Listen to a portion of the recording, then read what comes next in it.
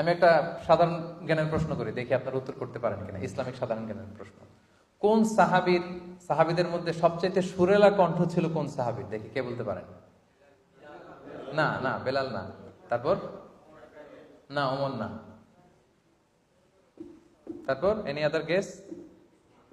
হ্যাঁ, ওসমান না। জাকারিয়া উনি তো নবী। আচ্ছা,